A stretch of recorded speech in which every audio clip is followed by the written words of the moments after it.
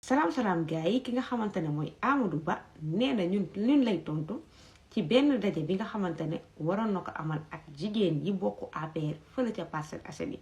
daf leen ne ñi nga xamante ne ñooy yàqkat yi boo leen gisee tey ñu commencé yàq fi nga xamante ne mooy Parcelles c'est parce que xam nañ ni Parcelles moo ëpp électorat mu teg si waxtaan leen ak ndaw ñi ngeen indiwaat seen xel yi ne leen carrément ñi leen di defloo lii li ñu leen di defloo ni baaxul du dëgg du yoon mu leen di xamal ne que Sénégal demoon na ba yàqu léegi daanaka ñun ñooy yàqkat yi ñun ñooy yàq Sénégal man Amadou Wuri bàyyi ree la may def Amadou bàyyi sa xel bi ngay fooyee Amadou yow Parcelles Assainies Jamil Sané ki nga xamante ne ñu bëri xamuñu ko kooku moo la fa dóor yu métti waxatuma la ak élection présidentielle 2024 Ousmane Sonko bu bokkee Amadou respecté leen ñu bu leen ñu yabul ñun seen ay nawle lañ Amadou Ba xamal ni incha allah